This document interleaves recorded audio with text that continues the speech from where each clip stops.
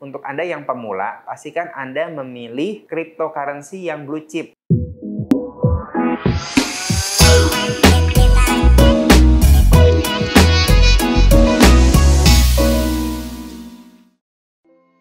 Di sini Ko Erwin, salam cuan. Ayo belajar bisnis di Scale Up Channel. Kawan Scale Up, apakah ada dari kalian yang merasa beberapa tahun belakangan ini banyak yang ngomongin tentang investasi kripto atau cryptocurrency? Pada edisi kali ini, Ko Erwin akan membahas tentang pengertian bagaimana sih cara kita investasi di dalam cryptocurrency itu. Menarik bukan? Tanpa berlama-lama lagi, ayo ikutin Ko Erwin ya. Apa sih itu investasi kripto? Tiap transaksi yang dilakukan terjamin keamanannya sebab cryptocurrency itu menggunakan yang namanya kriptografi alias teknik menyampaikan pesan secara tersembunyi dengan memanfaatkan fitur enkripsi data. Sebab itu, kripto itu lebih sulit untuk dihack atau dimanipulasi. Nah, sebelum kita menggali lebih dalam tentang cryptocurrency, Korin ingin menjelaskan tentang sejarah uang. Pada awalnya, uang itu adalah yang namanya terkenal sebagai God's money. God's money itu apa sih? God's money itu contohnya adalah emas atau perak, gold or silver. Itu adalah uang yang secara biologis disediakan oleh alam. Jadi pada zaman dahulu kala segala peradaban bahkan kerajaan-kerajaan kuno itu menggunakan emas dan perak sebagai sarana tukar uang, alat tukar mereka. Bahkan di China sendiri bank itu namanya inhang. Inhang itu adalah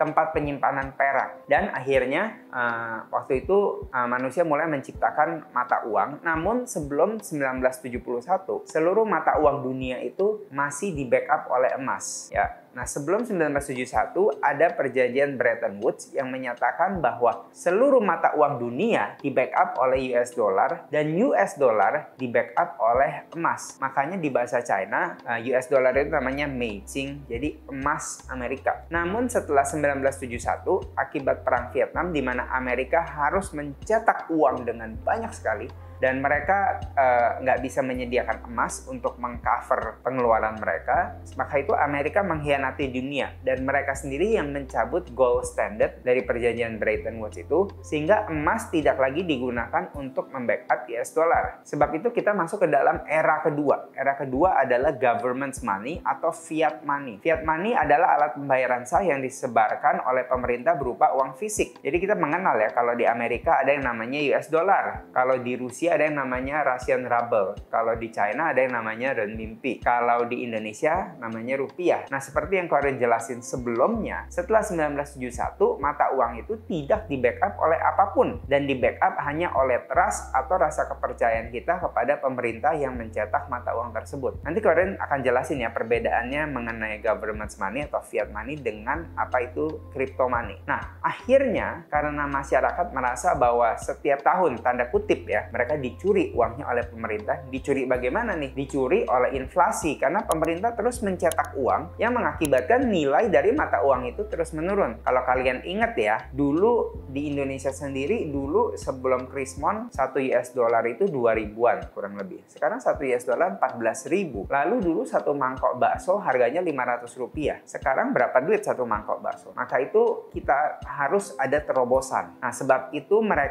kita menciptakan yang namanya people's money atau disebut dengan cryptocurrency, yaitu aset digital yang dirancang untuk bekerja sebagai media pertukaran yang menggunakan kriptografi yang kuat untuk mengamankan transaksi keuangan, mengontrol proses pembuatan unit tambahan, dan memverifikasi transfer aset. Nah, kita ini sekarang sedang dalam peralihan ya. Jadi our current currency, mata uang kita sekarang itu adalah government money. Tapi kita sedang beralih ke dalam era masa depan. Era masa depan adalah people's money atau yang kita sebut dengan cryptocurrency. Apa sih perbedaan kripto dan fiat money? Kripto menggunakan decentralized system atau sering disebut, ada juga yang disebut DAO, Decentralized Autonomous Organization. Sistem yang terdesentralisasi. Artinya keseluruhan pengambilan keputusan diserahkan kepada pengguna sistem tersebut. Ini berbanding terbalik dengan fiat money, di mana fiat atau currency diatur dengan sistem yang tersentralisasi atau terpusat. Jadi mata uang kita, mata uang rupiah, itu dikendalikan oleh entitas tertentu, yaitu pemerintah dengan perwakilannya yaitu bank sentral. Nah,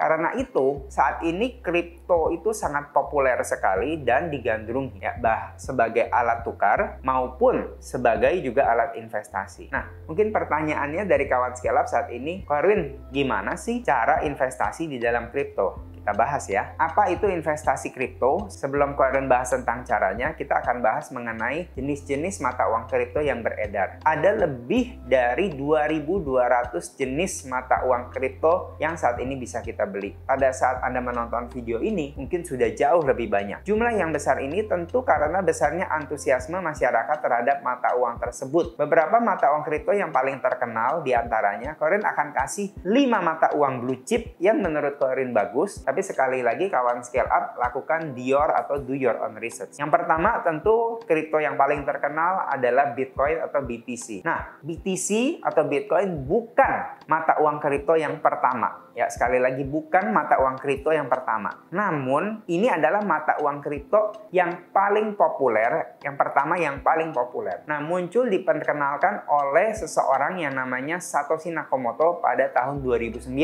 Nah, sampai sekarang kawan Scale Up masih nggak tahu nih siapa sesungguhnya sosok Satoshi Nakamoto ini. Ada yang bilang dia hanya satu orang, ada yang bilang Satoshi Nakamoto itu adalah sekelompok organisasi. Tapi apapun itu, Bitcoin adalah satu instrumen yang sangat terkenal. Bahkan Bitcoin merupakan instrumen cryptocurrency ya, yang merevolusioner dunia cryptocurrency. Orang menyukainya karena kemudahannya dibanding dengan mata uang fiat seperti rupiah dan dolar. Biaya transaksi yang ditawarkan juga rendah dan udah mulai ada beberapa e-commerce yang menerima mata uang ini sebagai alat tukar ekonomi. Itu yang pertama. Yang kedua yang terkenal adalah Ethereum. Pada tahun 2013, seorang developer berusia 19 tahun asal Rusia bernama Vitalik Buterin mulai membuat Ethereum. 2 tahun kemudian, pada tahun 2015, Ethereum resmi melantai di pasar virtual sebagai mata uang digital. Pencairannya mudah dan cepat, terdapat fitur smart contract, yaitu sebuah kesepakatan yang melindungi penjual dan pembeli. Ethereum juga memiliki blockchain-nya sendiri, sehingga banyak daripada koin-koin, bedanya token dan koin, token mempunyai blockchain-nya sendiri, sedangkan koin itu numpang di atas blockchain daripada token. Jadi banyak sekali ya token-token yang kita mungkin sering dengar namanya, ya itu numpang di dalam blockchain-nya Ethereum. Lalu ada yang namanya Solana. Solana juga salah satu kripto yang selalu masuk dalam jajaran top 10 kripto. Resmi diluncurkan pada Maret 2020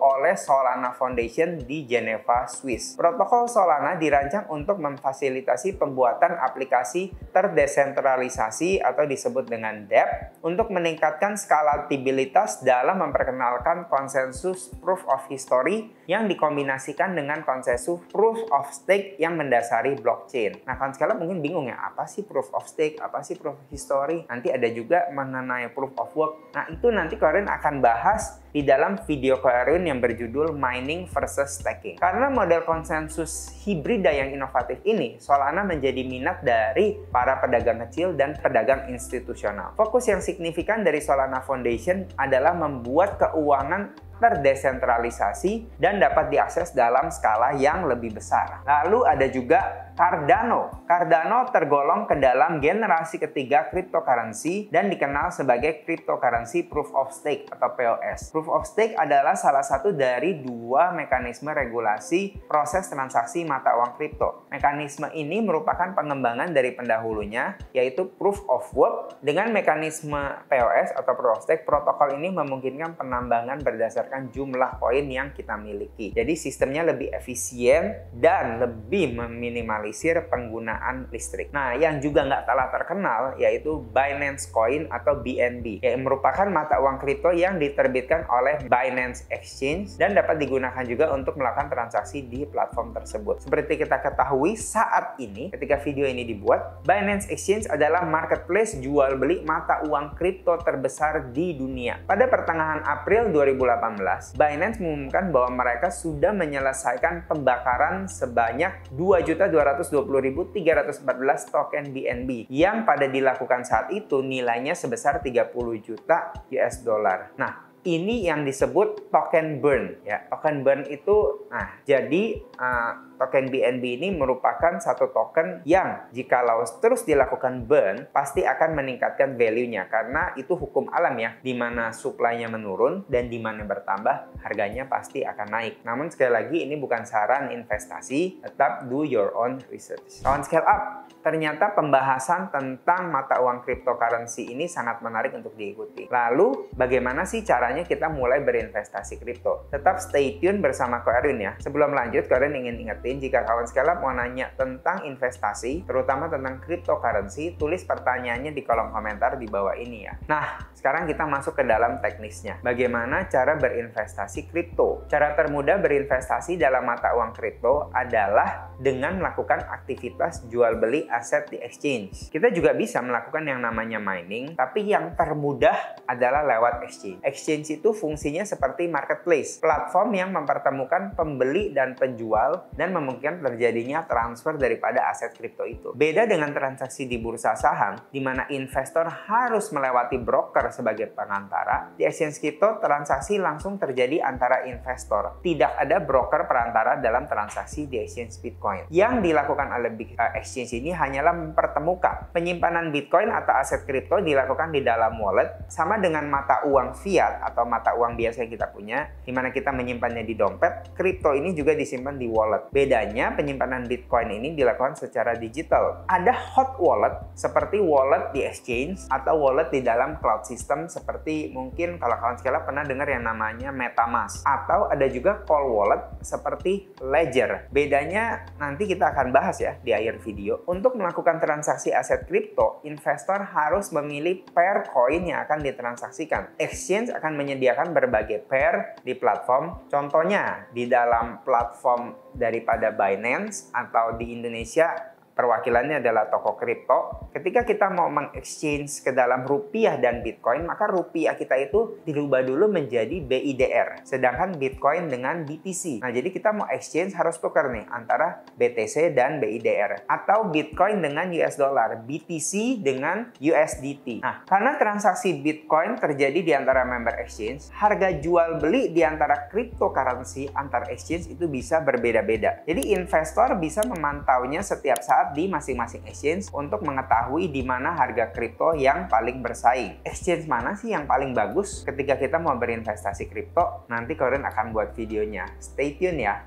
Berikut urutan proses berinvestasi dalam mata uang kripto. Yang pertama, tentunya kita harus membuka account di crypto exchange atau bursa kripto. Yang kedua, mendapatkan verifikasi KYC atau Know Your Customer. Yang ketiga, melakukan deposit. Yang keempat, memilih pair aset kripto. Yang kelima, melakukan order. Yang keenam, melakukan transaksi jual beli. Yang ketujuh, withdraw atau penarikan. Yang kedelapan, membayar biaya atau fee berdasarkan jumlah transaksi. Nah, biaya atau fee ini biasanya disebut dengan nama gas fee. Yang kesembilan, transfer aset kripto ke wallet yang merupakan tempat menyimpan aset kripto. Yang kesepuluh, pilih fitur trading untuk yang ingin fokus trading mata uang kripto. Apa sih keuntungan dari berinvestasi cryptocurrency? Yang pertama, tentunya high return. Investasi cryptocurrency adalah salah satu jenis investasi yang bisa memberikan high return atau keuntungan yang tinggi. Namun selalu ingat, high risk, high return. Hanya dalam waktu hitungan bulan, nilainya bisa menembus all time high yang baru. Harga Bitcoin pernah naik hingga 354% pada tahun 2020 yang membuatnya bisa mengalahkan return aset keuangan yang lainnya. Bahkan, jikalau Anda menginvestasi Bitcoin pada tahun 2009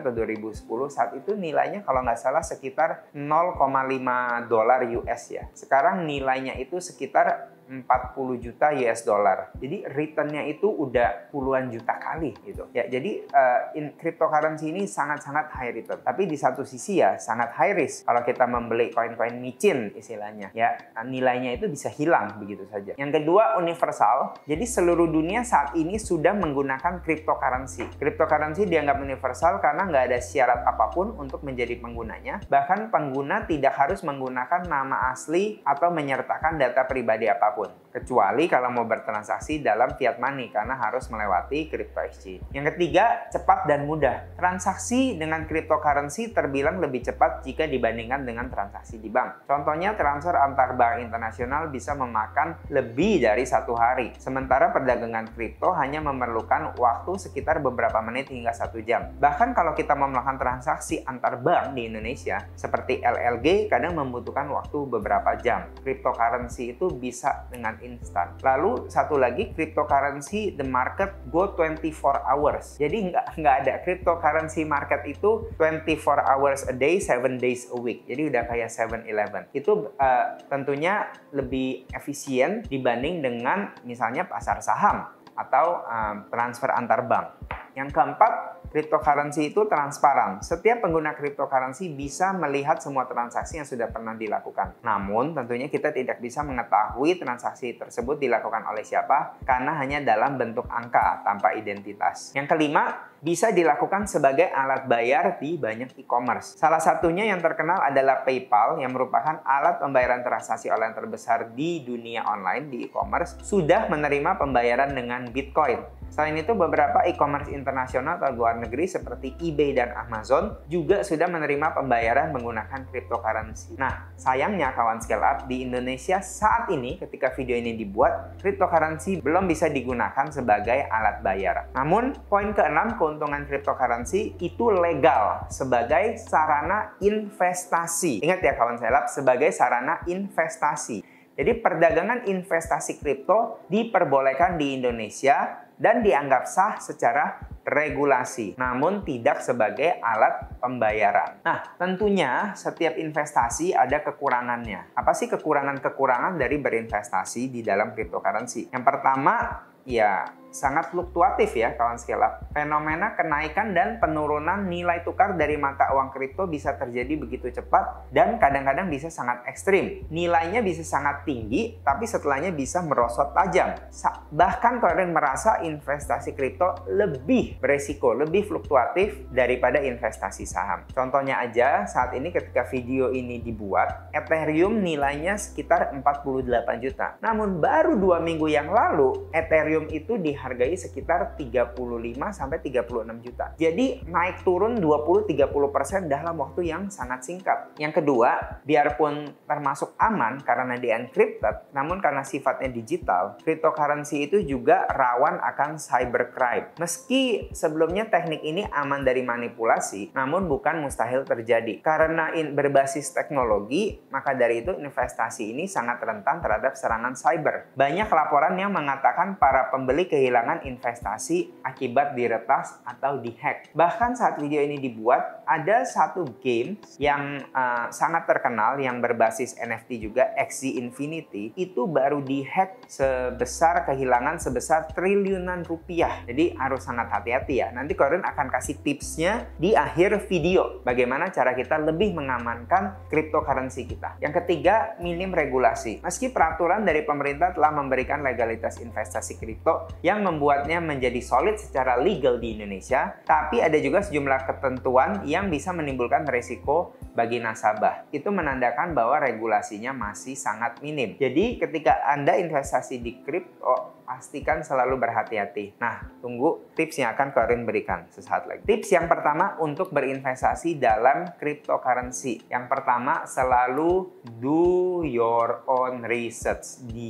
Jadi Corin selalu tekankan untuk melakukan riset sebanyak-banyaknya sebelum Anda memulai investasi apapun. Yang kedua, masuk ke dalam komunitas yang kredibel. Jadi biasanya kita bisa belajar banyak itu dalam komunitas. Jadi ada yang udah pernah berhasil, ada yang udah pernah gagal. Kita pelajari ya. Guru kedua terbaik adalah belajar dari kegagalan kita. Guru pertama terbaik adalah belajar dari kegagalan orang lain. Yang ketiga, pastikan Anda memakai uang dingin atau istilah zaman now-nya uang lemari es. Apa sih artinya uang dingin atau uang lemari es? Uang dingin atau uang lemari es artinya uang yang kalau Anda hilang pun tidak mengganggu kehidupan Anda sehari-hari. Yang keempat, untuk Anda yang pemula, pastikan Anda memilih cryptocurrency yang blue chip ya. Jadi hindarilah ya koin-koin micin itu ya. Ada banyak sekali koin micin ya, kemarin lagi heboh Squid Game, ada koin yang namanya Squid. Ya, akhirnya yang bikinnya kabur gitu. Ada lagi koin-koin artis yang banyak beredar saat ini. Koren nggak bilang koin artis jelek atau buruk ya, tapi untuk Anda yang permula lebih aman, lebih baik beli kripto yang blue chip. Blue chip itu dilihat dari apa? Blue chip itu dilihat dari nilai kapitalisasi dari kripto yang beredar. Semakin besar nilai kapitalisasinya, maka semakin amanlah kripto tersebut. Yang kelima, pastikan Anda terus investasi leher ke atas ya, karena kripto ini sangat dinamis perubahannya. Jadi kalau Anda memang mau investasi di kripto, pastikan Anda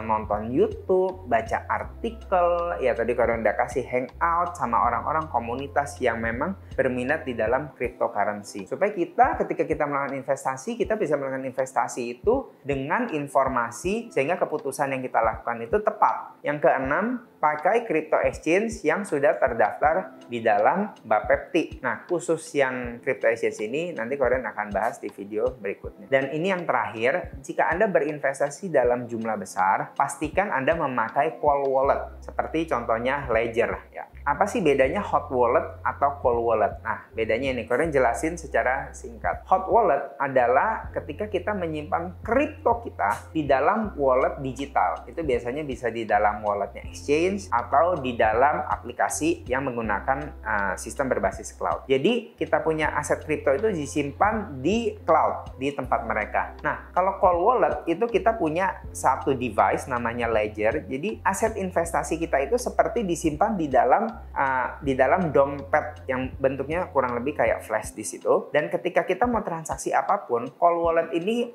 mempunyai sistem keamanan yang baik sehingga kita harus memasukkan beberapa kode sehingga sangat sulit bagi orang untuk menghack kita punya cryptocurrency. Jadi saran Ko Erwin, kalau Anda ingin investasi dalam jumlah besar, gunakanlah cold wallet. Nah, kawan scale up, kalian yakin bahwa kalian harus paham betul apa kekurangan dan kelebihan dari kripto. Jangan sampai kawan scale up ingin cuan banyak malah jadi rugi ya.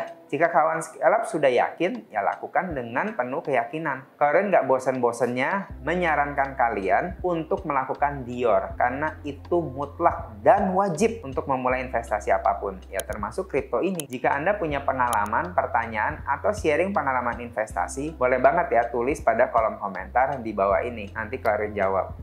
Kalian pamit. Terus belajar bisnis, cuan pun ngalir deras. Salam cuan. Merupakan instrumen cryptocurrency yang merevolusioner. Yang apa? Revolusioner ya? Benar ya? Beda antara koin dan token. Token mempunyai blockchain-nya sendiri. Koin tidak punya. Benar nggak ya?